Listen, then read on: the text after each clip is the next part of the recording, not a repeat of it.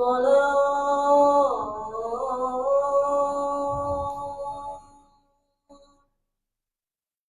على الفلاح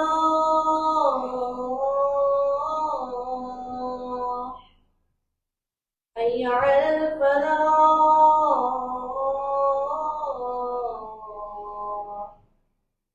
الله أكبر الله أكبر لا إله إلا الله.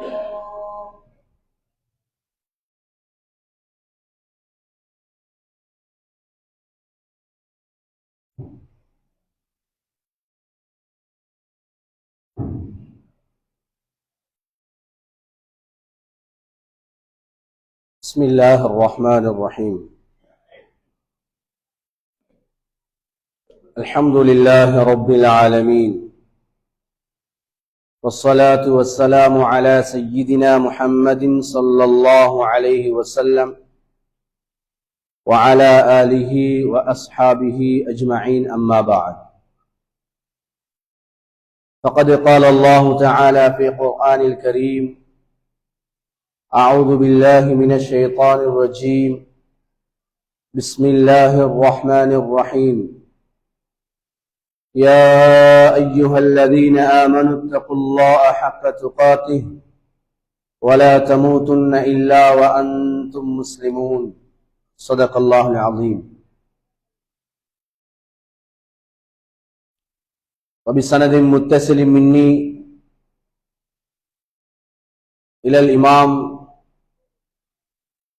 مسلم بن الحجاج الكشيري رحمه الله قال: حدثنا محمد بن المثنى حدثنا محمد بن بشار حدثنا محمد بن جعفر حدثنا شعبة عن غيلان بن جرير سمع عبد الله بن معبد الزماني عن أبي قتادة الأنصاري رضي الله عنه سئل عن صوم يوم عرفة فقال: يكفر السنة الماضية. أخرجه الإمام مسلم في صحيحه. قل هو الله أحد. அல்லாஹ் ஒருவனே ஒருவன், அல்லாஹு ஸமத். நாம் அனைவர்களும் அல்லாஹ்வின் பக்கம் தேவையுடையவர்கள். அவன் யாவற்றை விட்டும் தேவையற்றவன். லம் யலித் வலம் யூலத் வலம் யகுல் லஹு குஃபுவன் அஹத். அவன் யாருக்கும் பெற்றோராகவோ அவனுக்கு பிள்ளைகளோ கிடையாது. அவனுக்கு நிகர் அவனே என்பதாக ஆரம்பமாக சாட்சி கூறுகின்றேன். ஸலவாத்தும் சலாமும் ஹதரத் ரசூலுல்லாஹி ஸல்லல்லாஹு அலைஹி வஸல்லம் அன்னவர்களின் மீதும், அவர்களின் வாழ்வை தனது வாழ்வாக எடுத்து நடந்த அன்னவர்களின் குடும்பத்தினர்கள், தோழர்கள் அனைவர்களின் மீதும் அல்லாஹ்வின் சாந்தியும் சமாதானமும் கியாம பரியந்தம் உண்டாகட்டுமாக. அல்லாஹ்வினால் கடமையாக்கப்பட்ட கடமையை அல்லாஹ்வுக்காக வேண்டி நிறைவேற்றுகிறேன் என்ற தூய எண்ணத்தோடு அல்லாஹ்வின் மாளிகையில் அமர்ந்திருக்கக்கூடிய அல்லாஹ்வின் நல்லடியார்களே, இறை நேசர்களே, அல்லாஹ்வும் அவருடைய தூதர் ஸல்லல்லாஹு அலைஹி வஸல்லம் அன்னவர்களும்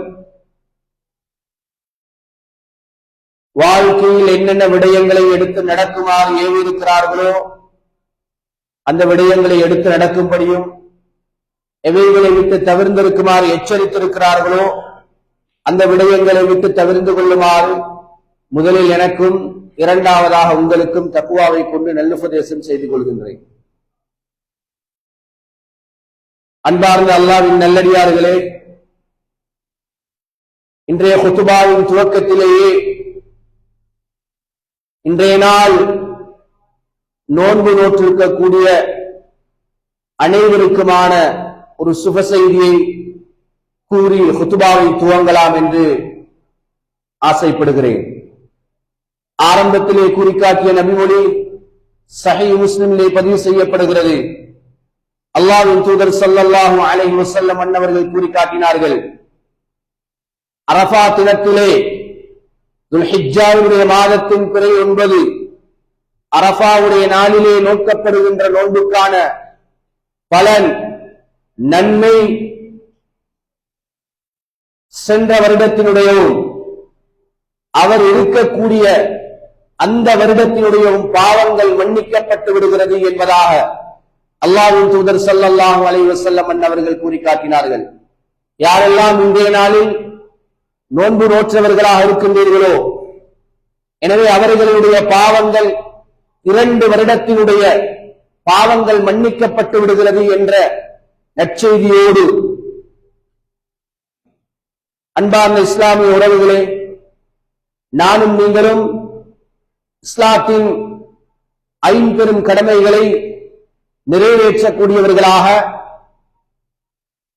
5 பெரும் கடமைகளிலே சில கடமைகள் உடல் பலத்தோடும் பொருளாதார பலத்தோடும் சம்பந்தப்படுகின்ற கடமைகளை சந்தர்ப்பங்கள் கிடைக்கின்ற போது நிறைவேற்றக்கூடியவர்களாக நாம் இருக்கிறோம். எனவே நாம் கடந்து வந்த பாதைகளில் ரமலான், அது அந்த ரமலான் என்ற நோன்பு என்ற கடமையான ஒரு விடயத்தின் பின்னால் அல்லாஹு தஆலா ஈதுல் ஃபித்ர் என்று சொல்லப்படக்கூடிய ஒரு திருநாளை வைத்து, ஒரு கடமைக்கு பின்னால் ஒரு பெருநாளை வைத்திருக்கிறான். அதே போன்றுதான் நாங்கள் நாளை நாள் கொண்டாட இருக்கக்கூடிய அந்த ஈதுல் அல்ஹா என்று சொல்லப்படுகின்ற தியாகத்தை மையப்படுத்தி வருகின்ற அந்த திருநாள் ஹஜ்ஜுடைய கடமையை மையப்படுத்தி அமைய பெற்றிருக்கிறது. இப்ராஹிம் அலைஹிஸ்ஸலாம் அன்னவர்களுடைய வாழ்க்கை வரலாறை மையமாக கொண்டுதான் ஹஜ்ஜுடைய கடமை கடமையாக்கப்பட்டிருக்கிறது என்பதனை வருடா வருடம் இவ்வாறான காலங்கள் வருகின்ற போது நானும் நீங்களும் கேட்டு வருகிறோம். ஒரு குடும்பத்தினுடைய அங்கங்களாக தந்தையும் தாயும் ஒரு பிள்ளையும் இருப்பார்கள். அதே போன்றுதான் இப்ராஹிம் அலைஹிஸ்ஸலாம் அன்னவர்களுடைய குடும்பமாக ஹஜ்ஜுடைய கடமையோடு சம்பந்தப்படக்கூடியவர்களாக 3 இருக்கிறார்கள். அவர்களினுடைய அர்ப்பணிப்பு, அவர்களினுடைய தியாகம், அல்லாஹு தஆலா அவர்கள் செய்த எல்லா செயற்பாடுகளையும் கடமையாக நிறைவேற்றி ஆக வேண்டும் என்பதாக ஹஜ் செய்யக்கூடியவர்களுக்கு அல்லாஹு தஆலா விதியாக்கி இருக்கிறார். விட முடியாது.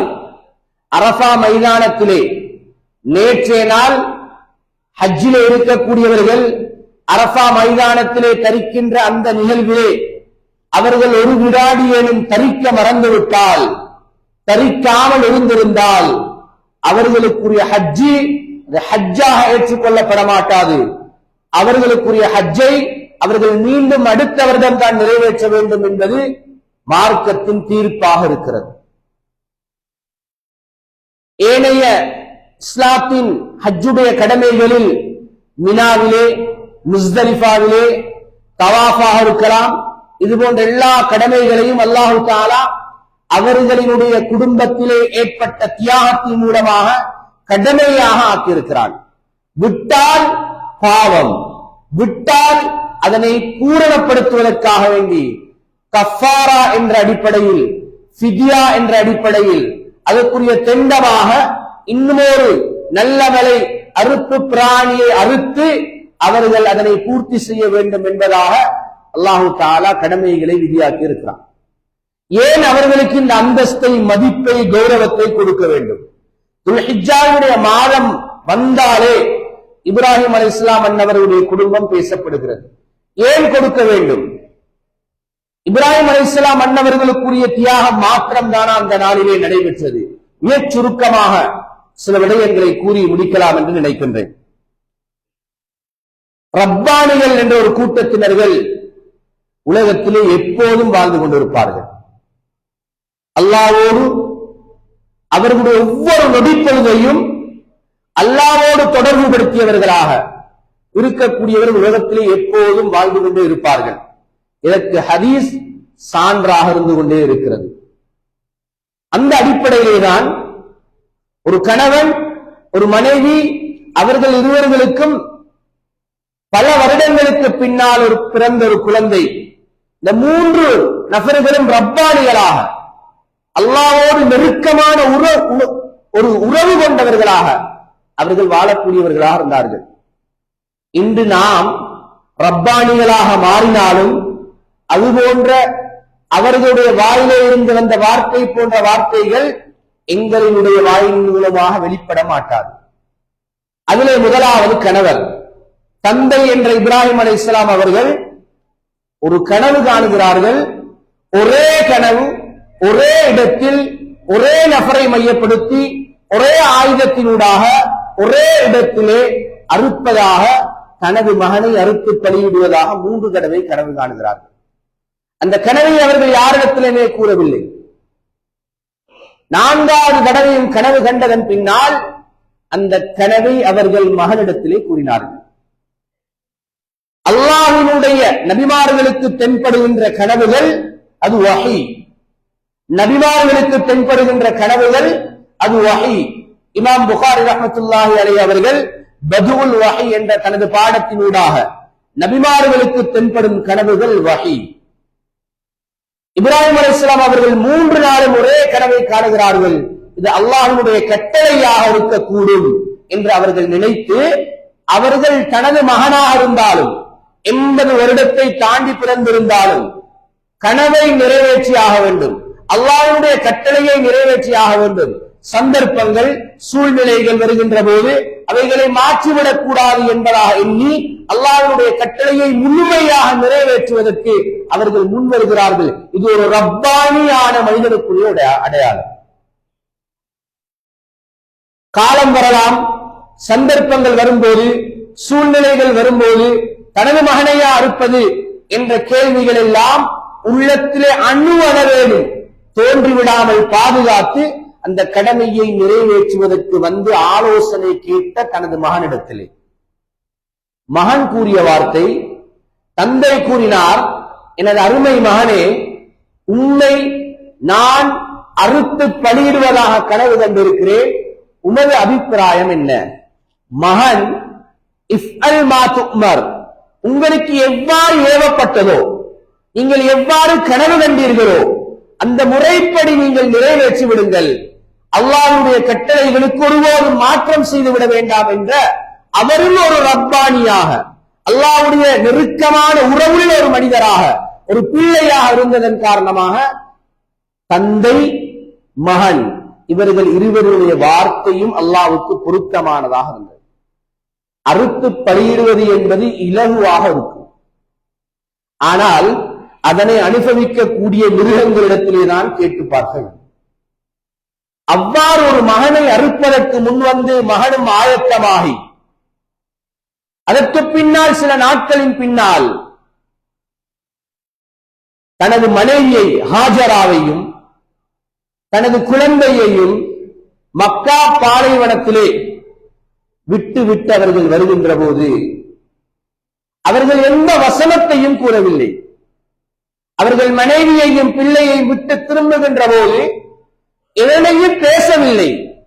மனைவி சில கேள்விகளை தொடுத்தால் கேட்டால் கணவனிடத்திலிருந்து பதில் வரவில்லை. ஒரு ரப்பானியான ஒரு கணவன், ஒரு தந்தை, அவர்கள் இருவர்களுக்கும் பிறந்த குழந்தை ஒரு ரப்பானியாக, இறை எச்சமுள்ள, இறை பக்தியுடைய, எதனை பேசினாலும் அல்லாஹ்வுடைய சிந்தனை ஏற்படுத்தக்கூடிய பேச்சுக்கள். அவ்வாறான குழந்தையை பெற்றெடுத்த தாயையும் குழந்தையையும் பாலைவனத்திலே விட்டு திரும்புகின்ற போது தந்தையிடத்திலே மனைவி, கணவனிடத்திலே மனைவி கேட்டால், நீங்கள் எங்களை இந்த பாலைவனத்திலே விட்டுவிட்டு செல்கின்றீர்களே, இது உங்களுடைய சுய அபிப்பிராயத்தின் படி அல்லது விருப்பத்தின் படி செல்கின்றீர்களா, அது அல்லாஹ்வுடைய கட்டளையா என்று கேட்டார்கள். அப்போது இப்ராஹிம் அலைஹிஸ்ஸலாம் அவர்கள் அதற்கு எந்த பதிலையும் கொடுக்காமல் அல்லாஹ்வுடைய கட்டளை என்பதற்கு ஒரு சமிக்கை செய்துவிட்டு அவர்கள் அந்த இடத்தை விட்டு வெளியேறிவிட்டார்கள். அப்போது அந்த மனைவி கூறிய வசனம், இன்று இருப்பதை போன்றல்ல அன்றைய காலத்திலே இருந்த மக்கா, பாலைவன பூமி. யாக்கூத் அல் ஹமதி ரஹ்மத்துல்லாஹி அலைஹி அவர்கள் பாலைவன முதலை என்ற ஒரு படைப்பை அவர்கள் தனது புத்தகத்தில் எழுதியிருக்கிறார்கள். பாலைவன முதலை நாங்கள் கேள்விப்பட்டிருக்கவே மாட்டோம். அவ்வாறான பயங்கரமான மிருகங்கள் இருக்கக்கூடிய இடம்தான் பாலைவனம். பாலைவனம் என்பது நடுக்கடலை போன்றது. நாங்கள் நடுக்கடலுக்கு செல்ல வேண்டிய அவசியம் இல்லை. கரையோரத்தில் இருந்து கரை விளங்காத அளவுக்கு நாங்கள் ஒரு தூரத்துக்கு பிரயாணம் செய்து விட்டால் நமது எல்லை எது, எந்த இடத்திலே வருகை தந்தோம் என்று நம்மால் அறிய முடியாது. அதே போன்ற ஒரு கற்பனை தான் பாலைவனத்தில் இருக்கிறது. பாலைவனத்திலே நாங்கள் ஒரு ஏரியாவை, ஒரு எல்லையை கடந்து விட்டால் அனைத்தும் மணல்வெளிகளை போன்று விளங்கும். சுற்றி பார்த்தால் அனைத்தும் மணல்வெளி. எங்கு நமது எல்லை இருக்கிறது, எங்கு நாம் செல்வது என்ற அடையாளம் அவர்களால் கண்டுகொள்ள முடியாது.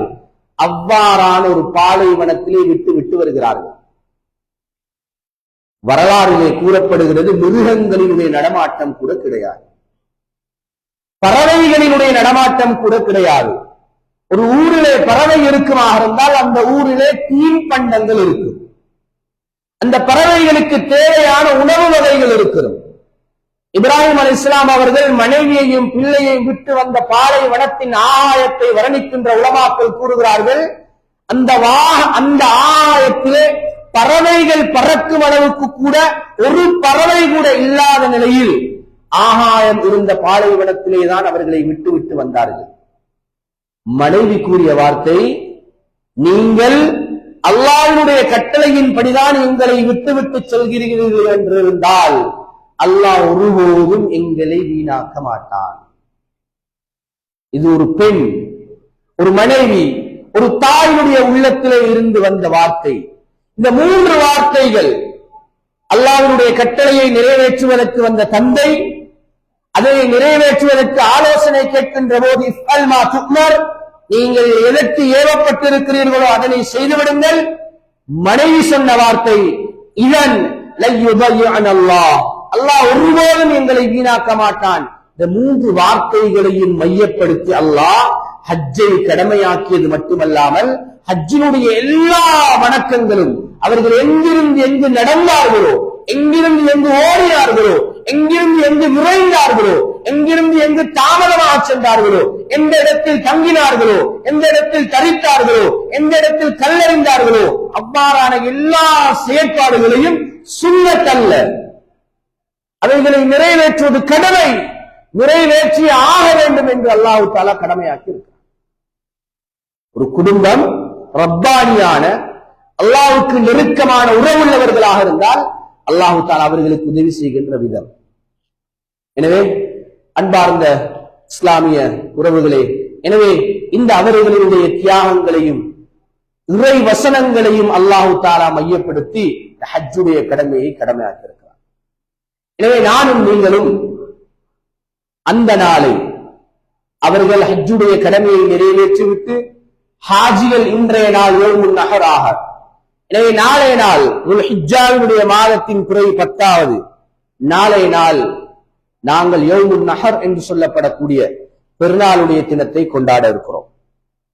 இந்த தினத்திலே நானும் நீங்களும் என்னென்ன செயற்பாடுகளை நடைமுறைப்படுத்த வேண்டும், எதனை மார்க்கம் அங்கீகரித்திருக்கிறது, எந்த விடயங்களை மார்க்கம் அனுமதிக்காமல் நானும் நீங்களும் ஹராம் என்று தெரிந்தும் தெரியாமலும், வீண் விரயம் என்று தெரிந்தும் தெரியாமலும் என்னென்ன விடயங்களை செய்து வருகிறோம் என்பதனை அலசி ஆராய்ந்து எதனை செய்ய வேண்டும், எதனை நமக்கு வழிகாட்டி இருக்கிறார்கள் என்பதனை நாங்கள் படித்து நடைமுறைப்படுத்துவதற்கு முன்வர வேண்டும். அரபியிலே ஒரு புத்தகம் கோர்வை செய்யப்பட்டிருக்கிறது. பெருநாளினுடைய 3 அடிப்படை விடயங்களை வைத்து, அதிலே முதலாவது கப்ல யௌமில் ஈத், பெருநாளுடைய நாளுக்கு முன்னே நாள், யௌமுன் கப்ல யௌமில் ஈத், அதாவது பெருநாளுடைய நாளுக்கு முன்னே நாள். நாளை பெருநாள் என்றால் இன்று அரஃபாவுடைய நாள். இந்த அரஃபாவுடைய நாளிலே நாங்கள் என்னென்ன விடயங்களை செய்ய வேண்டும். இன்னும் ஒரு பகுதி, خلال يوم العيد பெருநாளுடைய அந்த நேரத்துக்கு முன்னால் என்னென்ன விடயங்களை நாங்கள் செய்ய வேண்டும்? பெருநாளுடைய அந்த நாளிலே அந்த நேரத்துக்கு முன்னால் என்னென்ன விடயங்களை செய்தாக வேண்டும்? அடுத்தது மூன்றாவது ஒரு பகுதி பாத ஸலாத்தில் ஈத், பெருநாளுடைய தொழுகைக்கு பின்னால் என்னென்ன விடயங்களை செய்ய வேண்டும்? இவ்வாறு தெளிவாக இஸ்லாமிய மார்க்கம் நமக்கு மூன்றாக பிரித்து தந்திருக்கிறது. எனவே அந்த அடிப்படையிலேயே பெருநாளுடைய தினத்திலே நாளை நாள் நாங்கள் செய்ய வேண்டிய விடயங்களில் மிக முக்கியமான விடயங்களை பகிர்ந்து கொள்ளலாம் என்று நினைக்கிறேன். அதிலே முதலாவது அத்தக்பீர். அரஃபாவுடைய நாள் ஹஜ்ஜு பெருநாளாக இருந்தால் அரஃபாவுடைய நாள் இன்றைய நாள் சுபஹுடைய தொழுகையிலிருந்து தக்பீர் சொல்வது சுன்னத்தாக்கப்பட்டிருக்கிறது. அரஃபாவுடைய நாள் சுபஹுடைய தொழுகையிலிருந்து ஐயாமு தஷ்ரீக்குடைய அசருடைய நேரம் வரைக்கும் தக்பீர் சொல்வது சுன்னத்தாக்கப்பட்டிருக்கிறது. அடுத்தது இரண்டாவது மிக முக்கியமான ஒரு கடமை, உதுஹிய்யாவுடைய கடமை. இந்த உதுஹிய்யாவுடைய கடமையை பற்றி நானும் நீங்களும் சற்று விரிவாக பார்க்க வேண்டும். உதுஹிய்யா என்பது 4 மதுஹபுகளுக்கு மத்தியிலே கருத்து வேற்றுமை உள்ள ஒரு கடமை. நாம் பின்பற்றுகின்ற ஷாஃபி மதுஹபினுடைய அடிப்படையில் உதுஹிய்யாவுடைய கடமையை நிறைவேற்றுவது வலியுறுத்தப்பட்ட ஒரு சுன்னா. ஹனஃபி மதுஹபிலே உதுஹிய்யாவுடைய கடமை என்பது வாஜிப். சென்ற கிழமை ஞாயிற்றுக்கிழமை இஷாவுக்கு பின்னால் நடைபெறுகின்ற அந்த வகுப்பிலை நான் ஞாபகப்படுத்தியதை மீண்டும் ஞாபகப்படுத்துகிறேன். உலகத்திலே அதிகமாக பின்பற்றப்படுகின்ற மதுஹபாக ஹனஃபி மதுஹப் இன்று இருக்கிறது. ஹனஃபி மதுஹபிலே உதுஹிய்யாவுடைய கடமையை நிறைவேற்றுவது கடமை, கட்டாயம், வாஜிப், நிறைவேற்றி ஆக வேண்டும். அதனை நிறைவேற்றாத மக்களை நிறைவேற்றக்கூடியவர்கள் ஒரு தவறான, இவர்கள் ஏன் ஒரு வாஜிபான ஒரு கடமையை நிறைவேற்ற தவறிவிடுகிறார்கள் என்று பார்க்கிறார்கள். கூடுதலாக பாகிஸ்தான், பங்களாதேஷ் போன்ற நாடுகளிலே ஹனஃபிகள் இருக்கிறார்கள். அவர்கள் உதுஹிய்யாவுடைய கடமையை வாஜிப் என்று நிறைவேற்றுவார்கள்.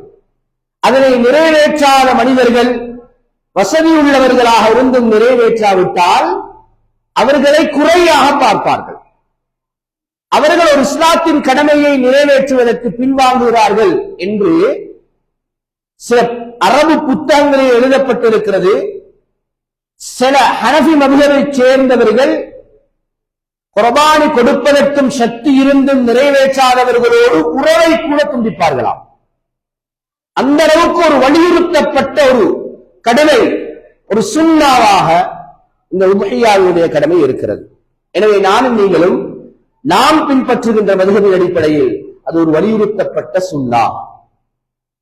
அதனை நிறைவேற்றி ஆக வேண்டும் என்ற எண்ணம் நம்முடைய உள்ளத்தில் இருக்க வேண்டும். சிலருடைய உள்ளத்தில் இவ்வாறான ஒரு யூகம், ஒரு சந்தேகம் இருக்கிறது. ஒரு அமலுக்கு கிடைக்கின்ற நன்மை அது அந்த அமலுக்குத்தான். ஒரு நல்லமலுக்கு கிடைக்கின்ற நன்மை அது குறிப்பிடப்பட்ட அந்த நல்லமலுக்கு மாத்திரம்தான்.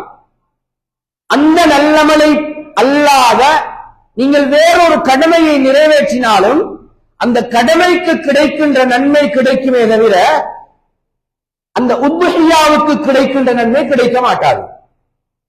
உதாரணத்துக்கு, ஒரு மஸ்ஜிதை கட்டுவதற்காக வேண்டி பணம் சேகரிக்கப்பட்டு வருகிறது. உதுஹிய்யாவுடைய கடமையும் நிறைவேற்றப்படுவதற்காக வேண்டி பணம் சேகரிக்கப்படுகிறது. உங்களுக்கு இரண்டும் நன்மைதான். மஸ்ஜிதை கட்டுவதற்கு பணத்தை கொடுப்பதற்கும் கூடுதலான நன்மை இருக்கிறது.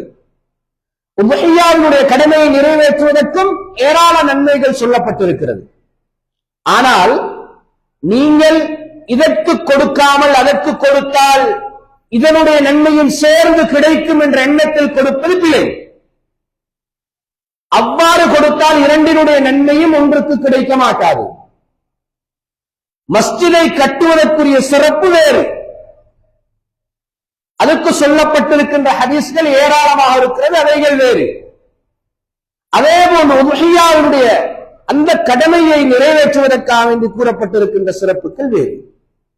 இரண்டையும் ஒன்றாக பார்க்க முடியாது. எனவே நாம் உதுஹியாவுடைய கடமையுடைய சிறப்பை அடைய வேண்டுமா, இன்னொரு நல்லமலை நிறைவேற்றி அதற்கு போதாது. உதுஹியாவுடைய கடமையையே நிறைவேற்ற வேண்டும் என்ற ஒரு விடயத்தை நாம் விளங்கிக் கொள்ள வேண்டும். அடுத்ததாக பெருநாளுடைய தினத்திலே அந்த முந்தைய நாளுக்கு நாம் செய்ய வேண்டிய ஒரு மிக முக்கியமான ஒரு விடயம்தான் சிலத்துல் அர்ஹாம். இது சம்பந்தமான ஒரு சிறிய ஒரு விடயம் நாளைய நாள் குத்துபாவிலே சொல்லப்படும். எனவே சுருக்கமாக குடும்ப உறவுகளோடு சேர்ந்து நடக்கின்ற அந்த விடயத்தை நாங்கள் நாளைய நாள் இன்றைய நாளிலே இருந்து தயாராக, அதுக்கு என்ன தயாராக இருக்கிறது? சிலர்கள் பகைமையோடும் குரோதத்தோடும் வெறுப்போடும் மனக்கசப்புகளோடும் மனைவியின் பேச்சை கேட்டு தாயையும் தந்தையும் ஒதுக்கி, அல்லது யாரோ ஒருவரின் பேச்சை கேட்டு தாயையும் தந்தையையும் சந்தேகப்பட்டு, அல்லது மனைவியை தாயுடைய பேச்சை கேட்டு மனைவியை விரட்டி, அல்லது தனது அண்டை வீட்டாரோடு இருக்கின்ற உறவுகளை துண்டித்து, தாய்க்கும் தந்தைக்கும் செலுத்துகின்ற உறவுகளுக்கு அடுத்த உறவாக இஸ்லாம் சொல்கின்ற உறவு சகோதரத்துவம், தனது உடன் பிறந்த சகோதர சகோதரிகள் ஊருக்கு செலவழிக்கலாம் நன்மை இருக்கிறது, நாட்டுக்கே செலவழிக்கலாம் நன்மை இருக்கிறது. ஆனால் செலவீனங்களிலே எந்த செலவுக்கு பாரமான நன்மை இருக்கிறது என்பதை நாம் விளங்க வேண்டும். சிலர்கள் செலவழிக்கிறார்கள், அல்ஹம்துலில்லாஹ், அதற்குரிய நன்மை அவர்களுக்கு கிடைக்கும். ஆனால் மார்க்கத்திலே அவுலவியாத் என்ற ஒரு பகுதி இருக்கிறது. எதற்கு செலவழிக்கின்ற போது நன்மை கூடுதலாக கிடைக்கும். எனவே அந்த விடயத்தை நானும் நீங்களும் அறிந்து கொண்டு சிலத்துல் அர்ஹாம் என்ற இரத்த பந்த உறவுகளை நாங்கள் சேர்ந்து நடக்கின்ற விடயத்தை இன்றைய நாளிலிருந்து ஆரம்பித்து நாளைய நாள் என்ன கோபம் இருந்தாலும், ஒரு காபிரான தாய் வருகின்ற போது கூட அஸ்மா ரலியல்லாஹு அன்ஹா அவர்கள் நபி அவரிடத்திலே கேட்டார்கள், யா ரசூலல்லாஹ், எனது தாய் காபிர் வருகிறார்கள், நான் முஸ்லிம், சேர்ந்து நடக்க முடியுமா?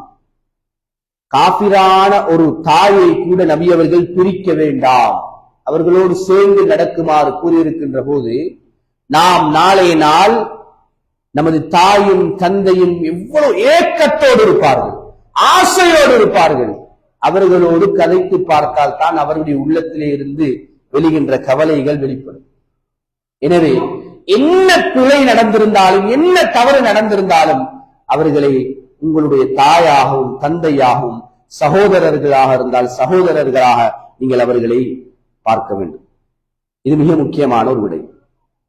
அடுத்ததாக நாளைய நாள் உதுஹியாவினுடைய கடமை நிறைவேற்றப்பட வேண்டியிருப்பதனால் சில முக்கியமான பொது விடயங்களை உங்களோடு பகிர்ந்து கொள்ளலாம் என்று நினைக்கிறேன். உதுஹியாவினுடைய கடமையை நிறைவேற்றக்கூடியவர்கள், அதாவது பணத்தை கொடுத்து பங்கிலே சேர்ந்திருக்கக்கூடியவர்கள் அல்லது ஒரு தனி பிராணியாக கொடுக்கக்கூடியவர்கள், அவர்கள் அந்த இடத்துக்கு சமூகம் அளிக்க வேண்டும் என்பது ஒரு சுன்னா, ஒரு நபி வழி. ஒரு மாட்டிலே 7 நபர்கள் பங்காளிகளாக இருந்தால் ஒருவர் மாத்திரமல்ல 7 நபர்களும் அந்த இடத்திலே சமூகம் அளிப்பது ஒரு சுன்னத். ஆயிஷா ரலியல்லாஹு அன்ஹா அவர்கள் சஹீஹ் முஸ்லிமிலே பதிவு செய்யப்படுகிறது, அவர்கள் ஒரு குர்பானி கொடுத்தார்கள். அந்த குர்பானி கொடுக்கின்ற நிகழ்வுக்கு அவர்களுக்கு செல்லுமாறு அல்லாஹ்வின் தூதர் ஸல்லல்லாஹு அலைஹி வஸல்லம் அவர்கள் வழிகாட்டி இருக்கிறார்கள். இன்னும் சில பெண்கள் குர்பானி கொடுத்தார்கள், அந்த இடத்துக்கு செல்லுமாறு அவர்களுக்கு வழிகாட்டி இருக்கிறார்கள். அவர்கள் வரவில்லை, அவர்களுக்கு செல்லுமாறு வழிகாட்டி இருக்கிறார்கள். இந்த 2 சரித்திரத்தையும் மையப்படுத்தி உலமாக்கள் சொல்லுகின்ற மிக முக்கியமான ஒரு ஃபத்வா, ஆண்களாக இருந்தால் உதுஹியா கொடுக்கின்ற அந்த இடத்துக்கு கட்டாயம் நீங்கள் சமூகம் அளிக்க வேண்டும் என்ற ஒரு விடயத்தை அவர்கள் கூறுகிறார்கள். அடுத்தது, யார் குர்பானி கொடுக்கிறாரோ அவருக்கு தான் அந்த உல்ஹியாவுடைய பிராணியை அறுப்பதற்கு மிகவும் முன்னுரிமை கொடுக்க வேண்டும் என்பதனை இஸ்லாம் நமக்கு கற்றுத் தருகிறது. எனவே பங்காளிகளாக சேர்ந்திருந்தால் 7 நபர்களில் ஒருவருக்கு அதனை அறுக்கலாம், அல்லது நீங்கள் அதனுடைய அறுக்கின்ற ஆயுதத்தையாவது பிடித்து அறுக்கக்கூடிய கரத்திலே கொடுக்க முடியும் என்பதாக மார்க்கத்தின் ஃபுகஹாக்களினுடைய தீர்ப்பாக இருக்கிறது. அடுத்தது அறுப்பதற்கு ஒரு நேரம் இருக்கிறது. அந்த நேரத்திலேதான் பொதுவாக எங்கும் மறுக்கப்படுகிறது, தொழுவதற்கு முன்னால் அது அறுக்கப்பட்டால் அது உதுஹியாவல்ல, அது குர்பானி அல்ல, அது வெறும் ஒரு சதகா வாகத்தான் நிறைவேறும் என்பதாக ஃபுகஹாக்கள் சொல்கிறார்கள். எனவே ஐயாமு தஷ்ரீக்குடைய அந்த அசருடைய அதான் சொல்லப்படுகின்ற வரைக்கும் ஒரு அறுப்பு பிராணி அறுக்கலாம் என்பது மார்க்கத்தின் தீர்ப்பாக இருக்கிறது.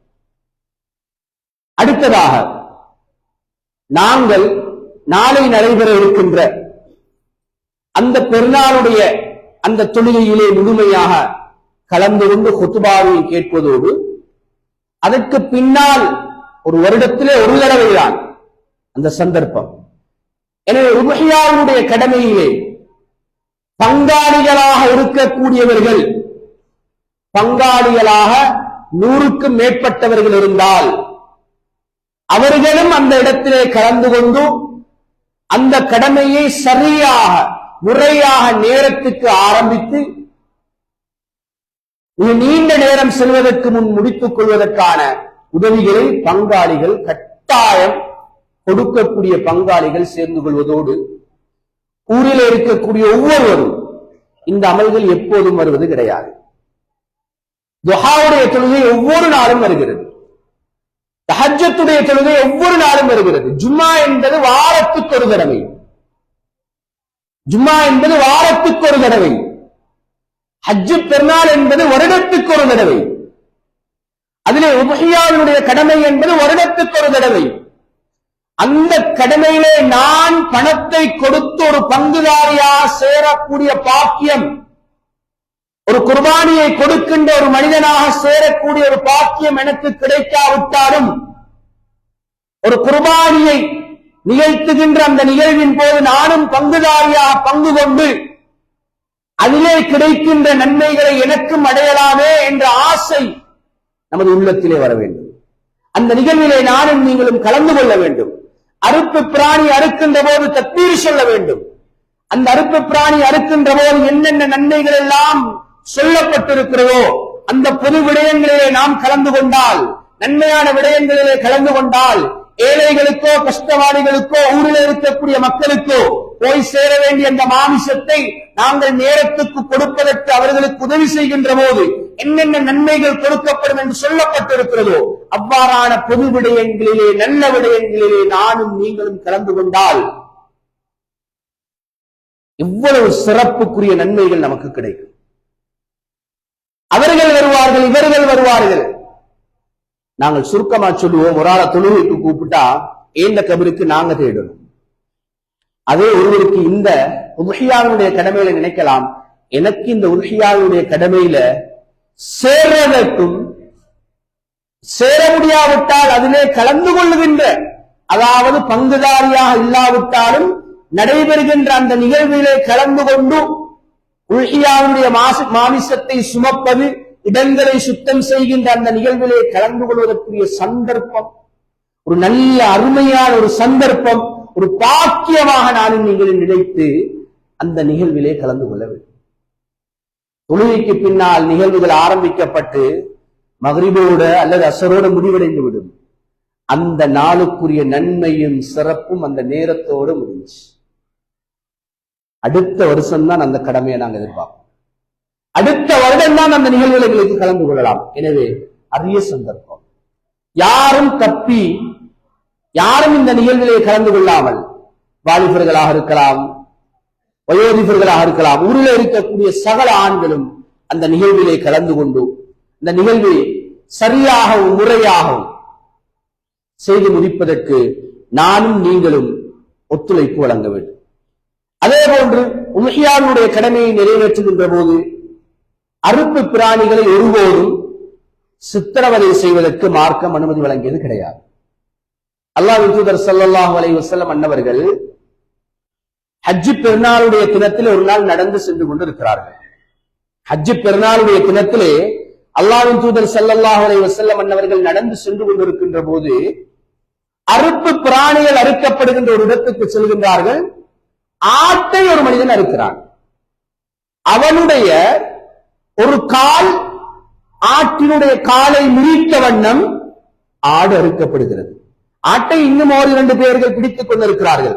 ஆனால் ஆட்டை முறையாக பிடிக்காமல் காலால் மிதித்துக் கொண்டு அறுத்துக் கொண்டிருக்கிறார்கள். இதை நபி அவர்கள் கண்டித்து எச்சரிக்கையாக சொன்னார்கள், நீங்கள் அறுக்கின்ற பிராணிகளுக்கு தொந்தரவு கொடுத்து அவைகளை அறுத்து நீங்கள் உணவாக உட்கொள்ள வேண்டாம். எனவே அறுக்கின்ற அந்த பிராணிகளை நாங்கள் முறையாக அவைகளுக்கு தொந்தரவு கொடுக்காமல் முறையாக நாங்கள் அந்த கடமையை நிறைவேற்றுவதற்கு முன்வர வேண்டும். அடுத்ததாக உஹ்யாவுடைய கடமையை நிறைவேற்றுவதற்கு வரக்கூடியவர்கள் தொழுகையுடைய நேரம் 2 நேரங்கள் பெரும்பாலும் அவர்களுக்கு ஏற்படும். ஒன்று துஹர், இன்னும் ஒன்று அசர். இந்த நேரங்கள் வருகின்ற போது தொழுகையை நேரத்துக்கு தொழக்கூடியவர்களாக நாங்கள் ஒரு சுன்னாவை நிறைவேற்றுவதற்கு வந்து உஹ்யாவினுடைய அந்த சுன்னா என்ற அந்த கடமையை நிறைவேற்றுவதற்கு வந்து லுஹர் அசர் என்ற 2 கடமையான அந்த விடயங்களை நாங்கள் செய்யாமல் விட்டுவிட்டு வீடு செல்கின்ற போது பெரும் ஒரு பாவியாக செல்கின்ற நிலை நமக்கு ஏற்பட்டுவிடக் கூடாது. எனவே வரக்கூடியவர்கள் உஹ்யாவுடைய கடமையை நிறைவேற்றுவதில் வரக்கூடியவர்கள் ஒரு ஆடையை மேலதிகமாக எடுத்துவார்கள். இரத்தங்கள் பட்டால் அது நஜீஸ். அந்த ஃபத்வாவை யாரும் திரும்ப மீண்டும் கேட்க வேண்டாம். இரத்தத்தோடு தொழுவதற்கு எந்த அனுமதியும் கிடையாது. அது ஆடையிலே பட்டிருந்தால் ஆடையை மாற்றிக் கொள்ளுங்கள். உங்களுடைய உடலிலே பட்டிருந்தால் அதனை கழுவிக்கொண்டு நீங்கள் தொழுங்கள். அதனை காரணம் காட்டி நீங்கள் தொழுகையை விட்டுவிட்டு இருப்பது நீங்கள் பெரும் குற்றவாளி என்பதற்கு அதே சான்றாக இருக்கிறது. எனவே தொழுகையுடைய நேரங்களை வீணடிக்காமல் நேரத்துக்கு தொழக்கூடியவர்களாக அந்த கடமையை நிறைவேற்றிக் கொண்டு நாங்கள் நேரத்துக்கு தொழக்கூடியவர்களாக இருக்க வேண்டும். அடுத்ததாக இந்த பெருநாளுடைய தினத்திலே நாங்கள் மிக முக்கியமாக பார்க்கப்பட வேண்டிய ஒரு விடயம்தான் உஹ்யாவுடைய அறுப்பு பிராணிகளை அறுத்து முடிந்ததன் பின்னால் இதனை சுத்தம் செய்கின்ற பொறுப்பும் நம்மிடத்திலேதான் இருக்கிறது. நாம் அந்நிய நாட்டிலே வாழ்ந்து கொண்டிருக்கிறோம். நமது பண்பாடுகள், நமது ஒழுக்கங்களை நாம் தான் அந்நியவர்களுக்கு காட்ட வேண்டும். இது மஸ்ஜித். எனவே மஸ்ஜிதுக்குள்ளால் உங்களுக்கு தெரியும், புதிதாக காப்பட்டுகள் போடப்பட்டிருக்கிறது. இதனை பாதுகாப்பது நமது ஒரு அமானிதம், அமானித பொறுப்பு, அமானித சொத்து. எனவே நாளைய நாள் அந்த குர்பானியில் ஈடுபட எனவே உள்பள்ளிக்குள்ளால் வந்து இதனை அந்த இரத்தத்தை படிய வைத்து நீங்கள் செல்வீர்களாக இருந்தால் அதனை கழுகி சுத்தம் செய்யவே முடியாது.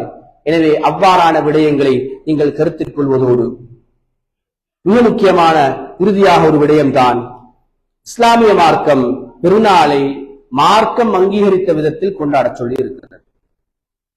ஹராமான விடயங்களை செய்து கொண்டு, போதை வஸ்துக்களை பாவித்துக் கொண்டு, ரத்தியாக்களை நீங்கள் போட்டுக்கொண்டு உங்களுடைய பெருநாள்களை கழிக்க வேண்டும் என்பதில் இஸ்லாமிய மார்க்கம் ஒரு நாளும் அங்கீகரிக்கிறது. சஹீஹ் முஸ்லிம் என்ற கிரந்தத்திலே பதிவு செய்யப்படுகிறது, மன் சலிமல் முஸ்லிமூன மின் லிசானிஹி வ யதிஹி. யார் ஒரு முஸ்லிம்? யார் ஒரு முஸ்லிம்?